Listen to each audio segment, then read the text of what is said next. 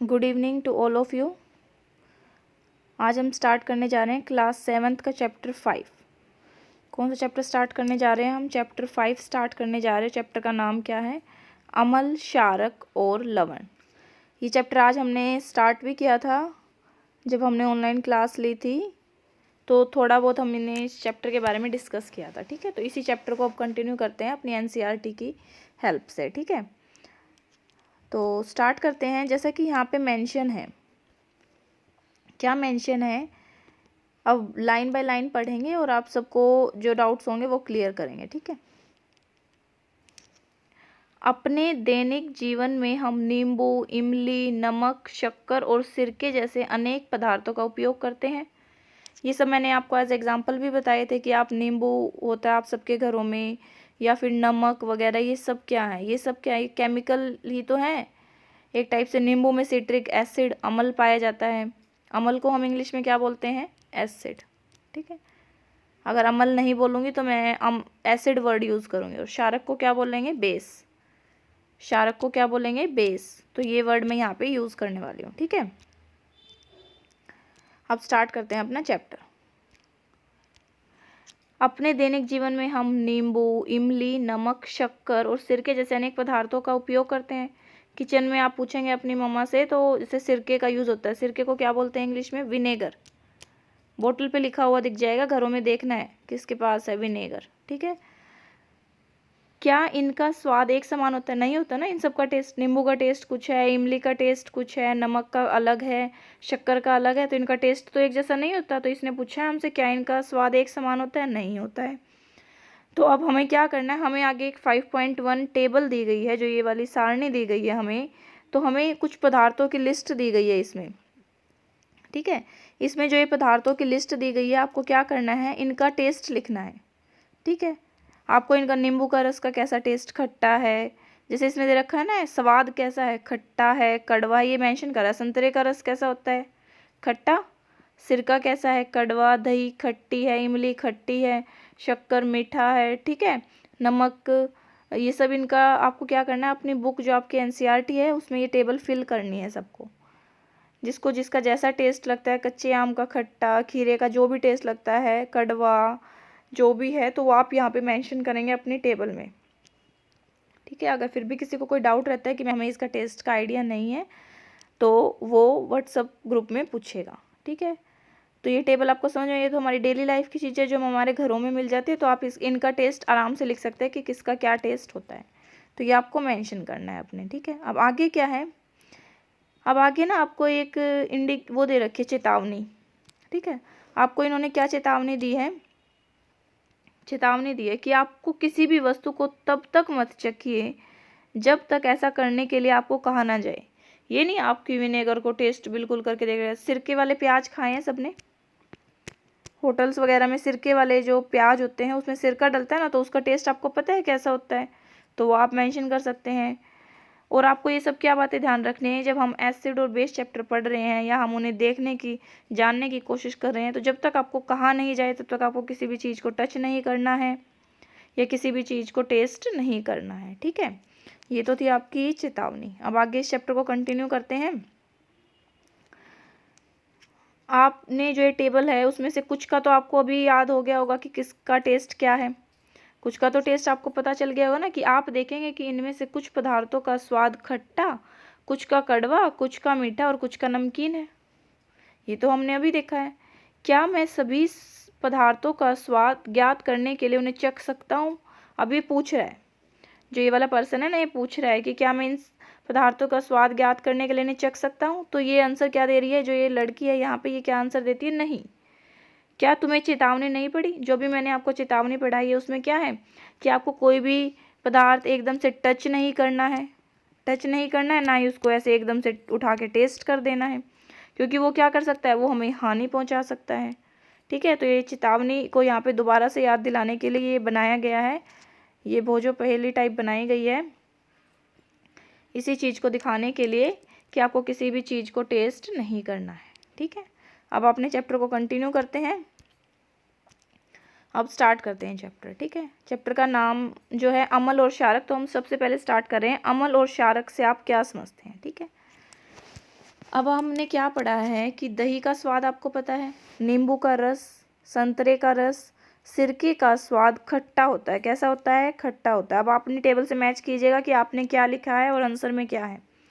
इन पदार्थों का स्वाद खट्टा इसलिए होता है क्योंकि इनमें अम्ल, अम्ल को क्या बोलते हैं? एसिड। मैंने अभी बताया था ना आपको कि अम्ल को मैं एसिड वर्ड यूज़ करूँगी। क्या पाया जाता है इनमें? एसिड होता है। क्या पाया जाता है इनमें? एसिड। ऐसे पदार्थों की रासायनिक प्रकृति, अगर हमसे पूछता है कि जिसमें एसिड पाया जाता है उसकी प्रकृति कैसी होती है, तो आप क्या बताएंगे? अम्लीय। क्या बताएंगे? उसकी प्रकृति क्या बताएंगे आप सब? उसकी प्रकृति बताएंगे अम्लीय। अम्लीय को क्या बोलेंगे हम? जो ये अम्लीय वर्ड लिखा है इसको हम बोलते हैं एसिडिक। क्या बोलते हैं? एसिडिक। ठीक है, एसिडिक बोलेंगे हम उसको। जिसमें अम्ल पाया जाएगा, जिसमें एसिड पाया जाएगा, उसको हम क्या बोल देंगे? उसका नेचर कैसा है? प्रकृति क्या होती है? नेचर होता है ना। नेचर कैसा है उसका? मतलब उसका एसिडिक नेचर है। ठीक है। एसिड शब्द की उत्पत्ति कहाँ से हुई है? अब ये पढ़ लेते हैं। ठीक है। जो एसिड शब्द है इसकी उत्पत्ति लेटिन जो शब्द है उसके एसियर से हुई है, जिसका अर्थ क्या होता है? खट्टा। मतलब जो ये वर्ड है इसका मतलब ही क्या है? खट्टा। तो समझ में आया? तो एसिड का ये नहीं कि सारे एसिड का टेस्ट ही खट्टा होगा। ठीक है। इन पदार्थों में पाए जाने वाले अम्ल प्राकृतिक अम्ल होते हैं। ठीक है। तो जो ये ऊपर मेंशन है ना, इनमें कैसे एसिड पाए जाते हैं? प्राकृतिक। दही में जो होता है, नींबू में जैसे सिट्रिक एसिड होता है, तो क्या है? प्राकृतिक है। इनमें ऑलरेडी है ये सब। ठीक है। अब जो खाने का सोडा है, जिसे हम क्या बोलते हैं? खाने के सोडे को हम बोलते हैं बेकिंग सोडा। क्या बोलते हैं खाने के सोडे को? Baking soda. कैसा होता है? क्या इसका स्वाद भी खट्टा होता है? यदि नहीं होता तो इसका स्वाद कैसा होता है? क्योंकि इसका स्वाद खट्टा नहीं है। जो बेकिंग सोडा होता है ना, किस लिए डालते हैं खाने में सोडा? ताकि वो किसी भी, जैसे कि छोले वगैरह में डालते हैं ताकि वो फूल जाएं अच्छे से, उसके लिए हम बेकिंग सोडा ऐड करते हैं। ठीक है। तो जिसका मतलब है इसमें अम्ल नहीं है। अब हमने कहा है कि इसका स्वाद खट्टा नहीं है, तो आप ये कहेंगे कि ये अम्ल नहीं है। इसका स्वाद कैसा है? कड़वा है। यदि आपके विलयन को आपकी उंगलियों के बीच रगड़े तो साबुन जैसा चिकना लगता है। जब उसको आप हाथ से रब करेंगे तो कैसा लगता है? चिकना। सामान्यतः ऐसे पदार्थ जिसका स्वाद कड़वा होता है और जो स्पर्श करने पर साबुन जैसे लगते हैं, वो क्या कहलाते हैं? क्षारक कहलाते हैं। तो इसका मतलब जो ये बेकिंग सोडा हमने पढ़ा है वो क्या है? बेकिंग सोडा क्या है? बेकिंग सोडा का स्वाद कैसा नहीं है? खट्टा नहीं है ना। कैसा है बेकिंग सोडा का स्वाद? कड़वा। ठीक है। कड़वा है तो वो क्या है? एक बेस है। और बेस है तो उसकी प्रकृति को हम बोलते हैं क्षारकीय। क्या बोलते हैं? क्षारकीय। ठीक है। देखो, जो एसिड है, अगर हमसे ये पूछ लेता है कि जो भी एसिड है तो उसको हम क्या बोलेंगे? उसकी प्रकृति को। जो भी एसिड है, जो अम्ल है, उसकी प्रकृति को हम बोलते हैं अम्लीय। और जो क्षारक है उसकी प्रकृति को क्या बोल देते हैं? क्षारकीय, एल्कलाइन। इंग्लिश में क्या बोलेंगे हम उसको? एल्कलाइन। इंग्लिश में हम बोलते हैं उसको एल्कलाइन। तो ये सब आपको क्लियर है। तो आपको ध्यान क्या देना है कि एसिड जो है, जिनका स्वाद प्राय क्या देखने को मिलता है? खट्टा, उनकी प्रकृति क्या है? अम्लीय है। किस वर्ड से उत्पत्ति हुई है? एशियर शब्द से हुई है। ठीक है। जिसका अर्थ क्या होता है? खट्टा। जो भी कड़वे होते हैं, स्वाद में जिनका स्वाद कैसा होता है? कड़वा, वो प्राय क्या कहलाते हैं? क्षारक कहलाते हैं। या जो स्पर्श करने पर जिनका साबुन जैसे लगते हैं और इनकी प्रकृति कैसी होती है? क्षारकीय होती है या एल्कलाइन होती है। हिंदी में बोलेंगे, इंग्लिश में बोलेंगे हम एल्कलाइन। ठीक है। तो ये थी इंट्रोडक्शन इस चैप्टर की। अब इस चैप्टर को आगे कंटिन्यू करते हैं। अब ये हमसे कहता है भाई, किसी पदार्थ को यदि हम चख नहीं सकते, क्या कह रहे हैं? यदि किसी पदार्थ को चख नहीं सकते तो उसकी प्रकृति कैसे ज्ञात करेंगे कि कोई पदार्थ अम्लीय है या क्षारकीय है? तो इसके लिए हम क्या करते हैं? कुछ परीक्षण करते हैं। कुछ ना कुछ तो हम प्रयोग करेंगे ना, जिसकी वजह से अगर हम देख के नहीं बता सकते, उसका स्वाद चख के नहीं बता सकते, तो हम कुछ ना कुछ तो उसके लिए करेंगे जिससे हमें उसकी प्रकृति पता चल जाए। तो इनको हम क्या बोलते हैं? सूचक बोलते हैं। क्या बोलते हैं? सूचक। ठीक है। इंडिकेटर। इंग्लिश में हम क्या बोलेंगे इसके लिए? इंडिकेटर वर्ड का यूज़ करते हैं। कुछ ऐसे इंडिकेटर होते हैं जिससे हमें पता चल जाता है। एक इंडिकेटर लिटमस पेपर का मैंने आज आपको एक्सप्लेन भी किया था ऑनलाइन वीडियो में, ऑनलाइन क्लास में एक्सप्लेन किया था ना। तो वही हमें पढ़ना है। जो ये सूचक है, इनके बेसिस को जब हम अम्लीय और क्षारकीय पदार्थ युक्त विलयन में मिलाया जाता है तो इनका रंग बदल जाता है। जैसे अब नेचुरल इंडिकेटर भी होते हैं जो आपके घरों में देखने को मिलते हैं। ठीक है, तो उसका क्या है, जैसे हल्दी, ठीक है। लिटमस, गुड़हल की पंखुड़ियाँ, ये क्या है, प्राकृतिक रूप से पाए जाने वाले सूचक है। तो आपसे एग्जाम में डायरेक्ट पूछ सकता है कि प्राकृतिक सूचक कौन से हैं, तो आप क्या क्या एग्जाम्पल देंगे प्राकृतिक सूचक में, आप क्या एग्जाम्पल देंगे, हल्दी, लिटमस, गुड़हल की पंखुड़ियाँ, ठीक है। अब हम ये जानेंगे कि जो भी हम सब्सटेंस, जो भी हम लेके चल रहे हैं, जो भी हम सब्सटेंस लेके चल रहे हैं अपना, उसमें कौन सा एसिड पाया जाता है। तो ये आप सबको याद रखना है कि किस में कौन सा एसिड पाया जाता है, ठीक है। ये पूरी टेबल इम्पोर्टेंट है आप सबके लिए, तो इसको क्लियर करते हैं आज इस वीडियो लेक्चर में, ठीक है। स्टार्ट करते हैं। फर्स्ट वन है हमारा सिरका, जो आप सबके घरों में देखने को मिलता है ना, सिरका। तो उसमें कौन सा एसिड पाया जाता है, एसिटिक एसिड। देखेंगे, मैं बोलूँगी सिरके में कौन सा एसिड पाया जाता है, या एसिटिक एसिड आप सबको बोलना है, एसिटिक अम्ल। या फिर मैं पूछूं कि एसिटिक अम्ल किस में पाया जाता है, दोनों टाइप से क्वेश्चन बन सकता है, तो आप क्या बोलेंगे, सिरके में पाया जाता है, ठीक है। अब मान लो कोई चींटी, जैसे कि चींटी काट लेती है, तो वो हमारी बॉडी में कौन सा एसिड रिलीज करती है, फॉर्मिक एसिड। कौन सा एसिड रिलीज करती है, फॉर्मिक एसिड। नींबू में कौन सा पाया जाता है, सिट्रिक। अभी बताया था आपको कि नींबू में कौन सा एसिड पाया जाता है, सिट्रिक एसिड पाया जाता है। दही में कौन सा पाया जाता है, लैक्टिक एसिड, ये तो काफ़ी बार पढ़ा होगा, लैक्टिक अम्ल पाया जाता है। पालक में कौन सा पाया जाता है, ऑक्सैलिक अम्ल पाया जाता है। आंवले में कौन सा पाया जाता है, एस्कोर्बिक अम्ल पाया जाता है। इमली में, अंगूर में और कच्चे आम में कौन सा पाया जाता है, टार्ट्रिक अम्ल पाया जाता है। तो ये सब आपको याद रखने हैं कि किस में कौन सा अम्ल पाया जाता है, दही में, पालक में, आंवले में, इमली में, इनमें से कोई भी आपसे एग्ज़ाम में पूछ सकता है कि किस में कौन सा एसिड पाया जाता है। अब ऐसे ही हम कुछ बेस के नाम याद रख लेते हैं, जो क्षारक है ना उसके नाम याद रख लेते हैं, कुछ क्षारक के नाम भी याद रख लेते हैं ना। जैसे कि चूने का पानी, उसमें कौन सा पाया जाता है, कैल्शियम हाइड्रोक्साइड। क्या पाया जाता है उसमें, कैल्शियम हाइड्रोक्साइड।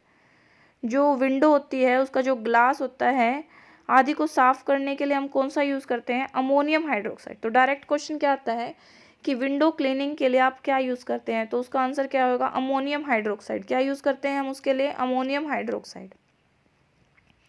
अब आपसे पूछेगा जो साबुन आप घरों में यूज़ करते हैं उसमें क्या पाया जाता है, सोडियम हाइड्रोक्साइड या फिर पोटाशियम हाइड्रोक्साइड। क्या पाया जाता है उसमें, सोडियम या फिर पोटाशियम हाइड्रोक्साइड, ठीक है। अब ऐसे ही अब एक होता है मिल्क ऑफ मैग्नीशिया, ये डायरेक्ट इसी नेम से आता है, मिल्क ऑफ मैग्नीशिया, ठीक है। जो मिल्क ऑफ मैग्नीशिया है उसमें क्या पाया जाता है, मैग्नीशियम हाइड्रोक्साइड। अब आप एक बात ध्यान देंगे कि जो क्षारक है उन सबके नाम में क्या आ रहा है, हाइड्रोक्साइड। तो एक वर्ड तो बिल्कुल कॉमन हो गया आपको याद रखने के लिए कि हाइड्रोक्साइड है, पर ये आपको याद रखने पड़ेगा कि चूने का पानी है तो उसमें क्या होगा, कैल्शियम हाइड्रोक्साइड। विंडो क्लीनिंग है तो उसमें क्या होगा, अमोनियम हाइड्रोक्साइड। साबुन में कौन सा होगा, सोडियम या potassium hydroxide. Milk of magnesium, नाम में ही मैग्नीशियम आ गया तो क्या हो गया, मैग्नीशियम हाइड्रोक्साइड, ठीक है। तो ये सब आपको क्लियर है, तो ये सब आपको याद रखने हैं, ये वाले जो पॉइंट्स हैं कि किस में कौन सा एसिड पाया जाता है, ये वाली पूरी टेबल जितनी भी है, एक ये वाली टेबल आपको याद रखनी है, ठीक है। तो आप सबको ये वीडियो देखनी है, और फिर भी किसी को कोई डाउट है तो ग्रुप पे सेंड करेगा, और जब कल ऑनलाइन क्लास होगी तो मैं इसमें से ही आपसे क्वेश्चन पुटअप करूँगी कि किस में कौन सा एसिड पाया जाता है या इसमें कौन सा बेस पाया जाता है। अब मैं आपको और भी इजी कर दे रही हूँ आपके लिए कि मैं डायरेक्ट यही पूछूंगी कि मैं आपसे पूछूंगी कि सिरके में क्या पाया जाता है, तो आपको बताना है एसिटिक एसिड मैम, ये इसमें ये पाया जाता है, ऐसे ही आपको बेस का बताना है, ठीक है। तो नेक्स्ट वीडियो में हम आगे लेक्चर को कंटिन्यू करेंगे। Thank you.